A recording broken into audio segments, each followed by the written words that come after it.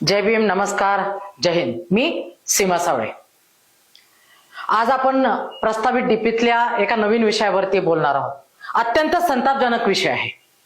पिंपरी चिंचवड शहराच्या हृदयस्थानी असणाऱ्या आणि आंबेडकर अनुयायांच्या केंद्रस्थानी असणारं भीमसृष्टीच्या जवळ असणारं आमचं जे मैदान आहे ते धोक्यात आलेलं आहे. नवीन डीपी मध्ये 3 आरक्षण प्रस्तावित केलेले आहेत त्या ठिकाणी पिंपरी चिंचवड महानगरपालिकेने.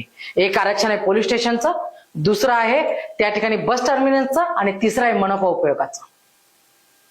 काय साध्य करू पाहते पिंपरी चिंचवड महानगरपालिका?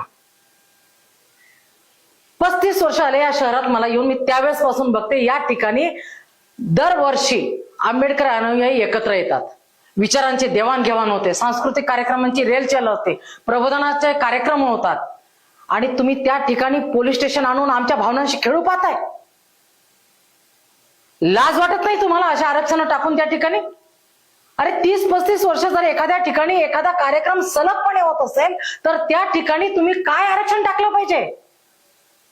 संपूर्ण परिसर आपण त्या ठिकाणचा जो मोकळा मैदान आहे ते भीमसृष्टी म्हणून तुम्ही जाहीर करायला पाहिजे होता.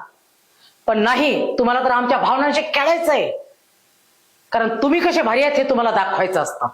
आणि म्हणून संपूर्ण आंबेडकर जनतेला मी आव्हान करते, विनंती करते, पेटून उठा. यांच्यावरती चाल करून जायची आता ही वेळ आहे.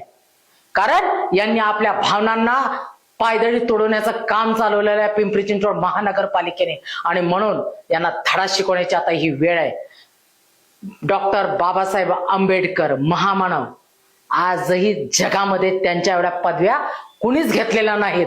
त्यांच्या शिक्षणाने, त्यांनी दिलेल्या प्रेरणेने आपण सर्वांनी त्या ठिकाणी हरकतीचा पाऊस पाडायचा आहे.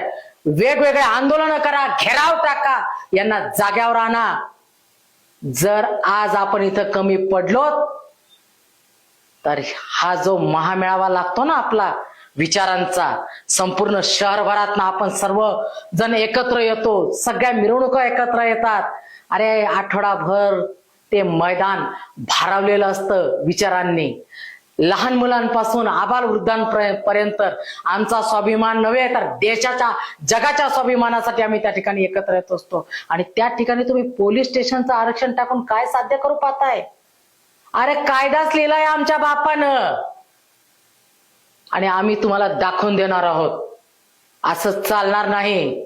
तुम्ही डीपीच्या माध्यमातून आमच्यावरती षडयंत्रपूर्वक डाव आखून जर का त्या ठिकाणी नवीन काहीतरी करू पाहत असाल तर लक्षात ठेवा, गाठ भीमाच्या वाघिणीशी आहे, या वाघांशी आहे. संपूर्ण शहर पेटून उठणार आहे आणि आम्ही हरकतींचा पाऊस पाडणार आहोत. वेळ प्रसंगी आम्ही धरणे आंदोलन देऊ, तुमच्यावरती चाल करून येणार आहोत.